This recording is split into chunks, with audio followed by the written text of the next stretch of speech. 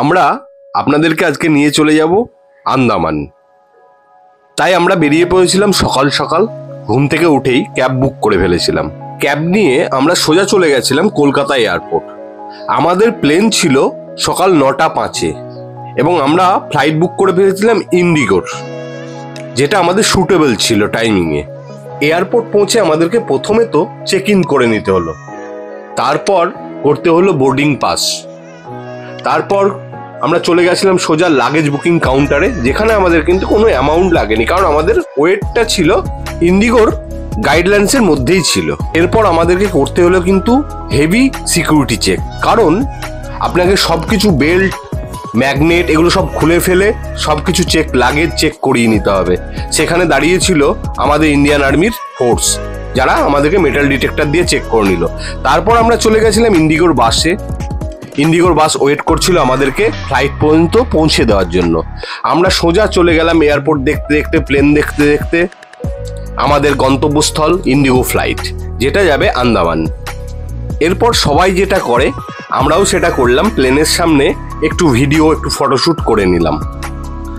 তারপর আমরা চলে গেছিলাম ফ্লাইটের মধ্যে। ফ্লাইটের মধ্যে আপনারা দেখুন সবাই কিন্তু উঠে গেছিল। এবার আমাদের পালা হচ্ছে জার্নি করার। কিছুক্ষণ পরেই আমাদেরকে প্লেনের এয়ার হোস্টেস আমাদেরকে গাইডলাইন্সগুলো বলে দিল, তারপরই আমাদের টেক অফ করার পালা। এবার আমরা করে ফেলেছি কিন্তু টেক অফ। আপনারা দেখুন কলকাতাটাকে কত সুন্দর লাগছে ওপর থেকে। এবং তারপর কিছুটা ওঠার পরেই আমরা কিন্তু ক্যামেরা খুলে ফেলেছি, আপনাদেরকে দেখাবো এবার আমাদের ব্লু স্কাই ওপর থেকে। 1-1.5 ঘন্টা জার্নি করার পরে আমরা চলে এসেছি কিন্তু পোর্ট ব্লেয়ার। আপনারা এখন যেটা দেখতে পাচ্ছেন এটা কিন্তু পোর্ট ব্লেয়ার। প্লেনের ভেতর থেকে আমরা যখন দেখলাম পোর্ট ব্লেয়ারকে, সমুদ্র শেষ, পাহাড়ের শুরু, তারপর কিন্তু বসতি। এবার কিন্তু আমরা চলে এসেছি সোজা পোর্ট ব্লেয়ার এয়ারপোর্ট, যেখানে কিন্তু আমরা ল্যান্ডিং করব। এবং এখন কিন্তু আমরা করে ফেলছি ল্যান্ডিং। পোর্ট ব্লেয়ার এয়ারপোর্টটা কিন্তু অসাধারণ, ছোট্ট হলেও দেখতে খুব সুন্দর। আমরা কিন্তু পৌঁছে গেছি এখন পোর্ট ব্লেয়ার। এটা হচ্ছে বীর সাভারকর ইন্টারন্যাশনাল এয়ারপোর্ট। এবার কিন্তু আমাদের নামার পালা। আমরা পৌঁছে গেছি গন্তব্যস্থল বীর সাভারকর ইন্টারন্যাশনাল এয়ারপোর্টে, যেটা কিন্তু পোর্ট ব্লেয়ার। এখন কিন্তু নাম হয়তো চেঞ্জ হয়ে গেছে, এটা হচ্ছে শ্রী বিজয়পুরম, কিন্তু এখনো পোর্ট ব্লেয়ারই বলে সবাই। এবার আমরা নেমে পড়বো কিন্তু প্লেন থেকে। প্লেন থেকে নামার আগে কিন্তু আপনাদেরকে সবাইকে বলে দিচ্ছি আপনাদের লাগেজ কিন্তু নিয়ে নিতে হবে, যেগুলো আপনারা হ্যান্ড ব্যাগেজ হিসাবে নিয়ে এসেছিলেন। আর আপনারা যেগুলো বুক করেছিলেন, মানে আপনাদের যে ট্রলি ব্যাগ, সেটা কিন্তু আপনারা এয়ারপোর্টের ভেতরে লাগেজ বেল্টের মাধ্যমে পেয়ে যাবেন হাতে। আমরা কিন্তু নেমে পড়ছি এখন প্লেন থেকে, কারণ আমরা পৌঁছে গেছিলাম বীর সাভারকর ইন্টারন্যাশনাল এয়ারপোর্টে, যেটা পোর্ট ব্লেয়ারে। এখান থেকে আমাদের জার্নি শুরু হবে। আমাদের আন্দামান ট্রিপ কিন্তু 7 নাইট 8 ডে।